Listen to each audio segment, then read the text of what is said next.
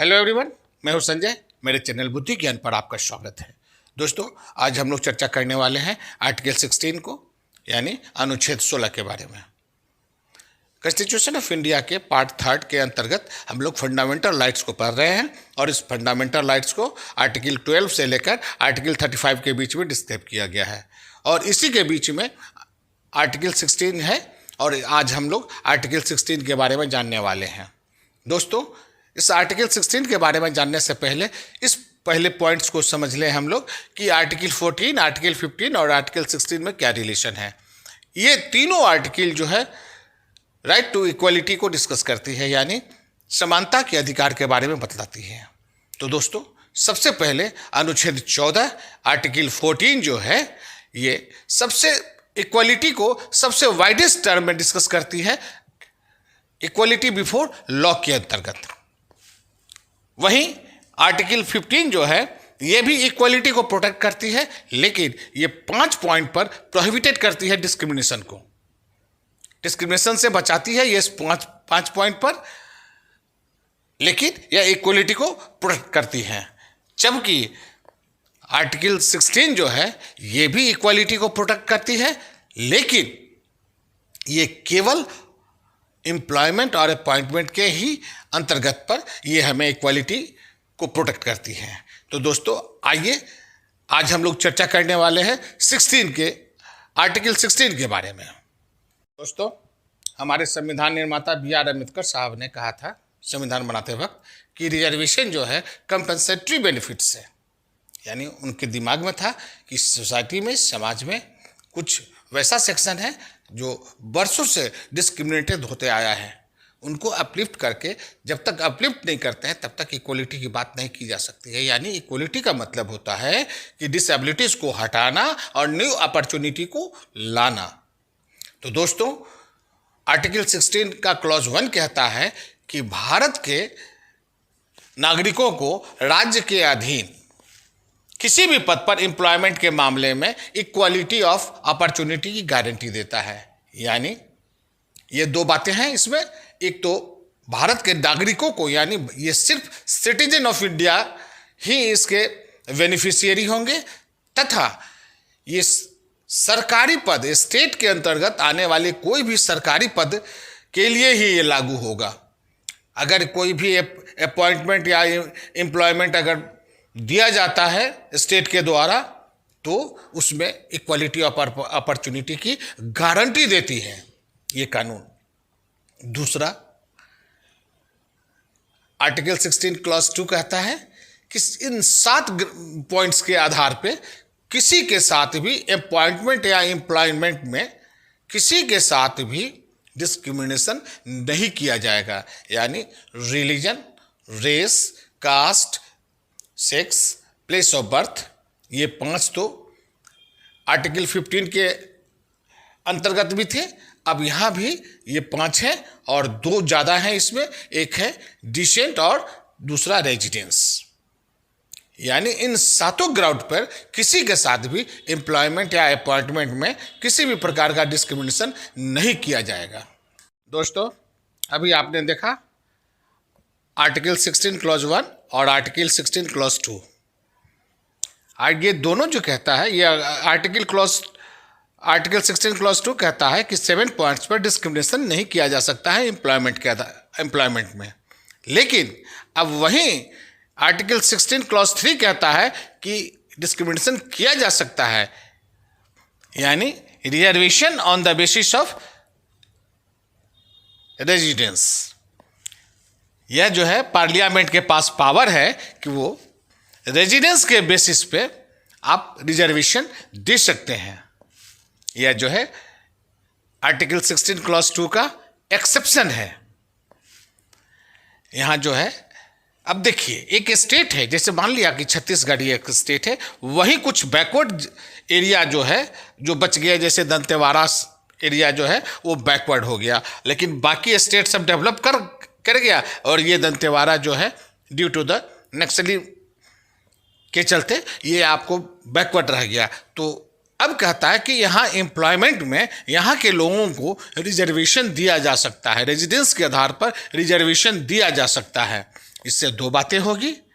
एक तो होगी कि एसपीडी डेवलपमेंट होगी, और दूसरा उसी स्टेट के अलग अलग क्षेत्रों में रहने वाले लोगों का ही इक्वालिटी अपॉर्चुनिटी मिल सकेगी, इक्वल अपॉर्चुनिटी मिल सकेगी। इसके लिए on the basis of residence reservation दिया जा सकता है, ये कहता है आर्टिकल 16 क्लॉज 3।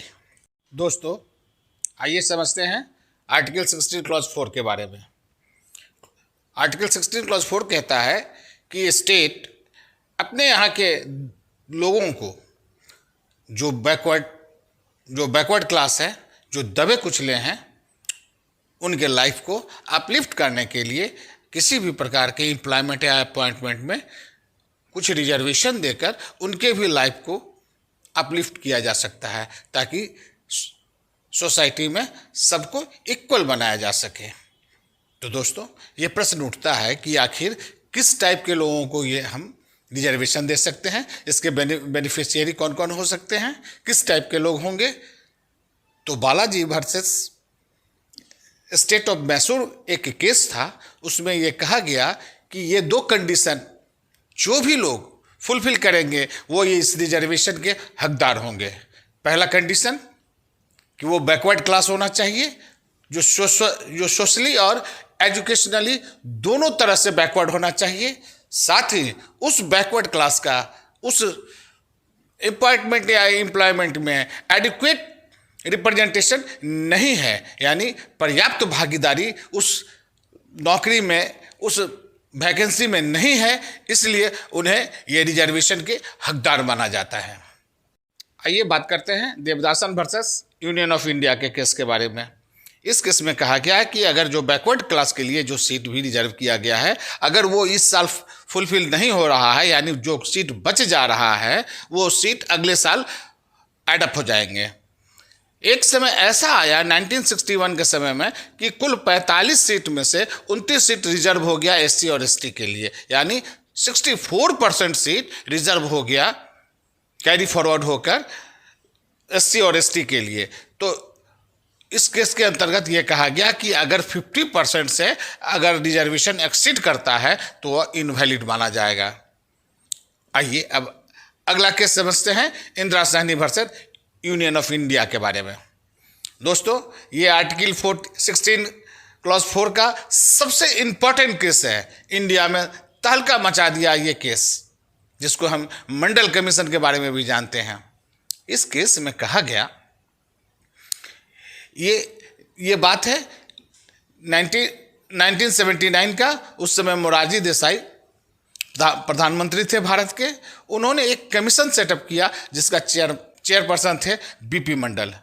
उनको कहा गया, इस कमीशन को कहा गया कि पूरे भारत में बैकवर्ड क्लास कितने हैं ये आप पता करके बताइए। तो बीपी मंडल ने इस बीपी मंडल के कमीशन ने इस बात को पता किया कि 3743 बैकवर्ड, सोशली और एजुकेशनली बैकवर्ड हैं, जिसको अपलिफ्ट करने के लिए 27% रिजर्वेशन देने की आवश्यकता है। दोस्तों 1990 में बीपी सिंह की सरकार ने बीपी मंडल के मंडल कमीशन को लागू किया और बैकवर्डों को 27% रिजर्वेशन दिया। इस केस में 9 जज का आदेश आया था, जिसमें मेजॉरिटी में 6:3 के अंतर्गत ये केस के फैसला किया गया।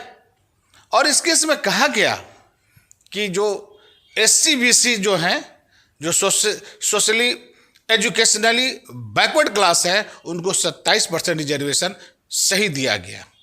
लेकिन ये जो है रिजर्वेशन जो है सिर्फ एम्प्लॉयमेंट में आपको माने कि दिया जाएगा, न कि प्रमोशन में। साथ ही ये भी कहा गया कि अगर रिजर्वेशन बैकलॉग करके एडअप होकर अगर 50% से ऊपर होता है तो वो मान्य नहीं होगा। इस बात पर पार्लियामेंट ने कहा कि ये इंदिरा सहनी का केस ये गलत आदेश है, इस केस के अंतर्गत गलत आदेश आया है। और पार्लियामेंट में 77 अमेंडमेंट करके उन्होंने इसमें आर्टिकल 16 क्लॉज 4A जोड़ा और जोड़ के उन्होंने कहा कि अगर रिजर्वेशन जो है प्रमोशन में भी दिया जाएगा। साथ ही 81वां संशोधन करके संविधान में 81वां पार्लियामेंट द्वारा संविधान में 81वां संशोधन करके ये भी प्रावधान दिया गया कि आर्टिकल 16 क्लॉज बी के अंतर्गत अगर बैकवर्ड क्लास का सीट अगर 50% से एडअप होकर एक्सीड करता है तो वह आर्टिकल 16 का वायलेशन नहीं माना जाएगा। तो दोस्तों ये था आर्टिकल 16 क्लॉज 4।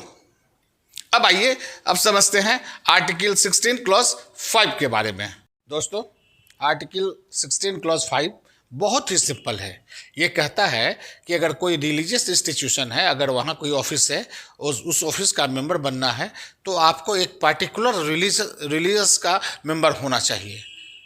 यह जो है क्लॉज कि आप किसी पार्टिकुलर रिलीजियस के मेंबर है होना ही चाहिए आपको, ये आर्टिकल 16 क्लॉज 2 या 1 का वायोलेशन नहीं होगा।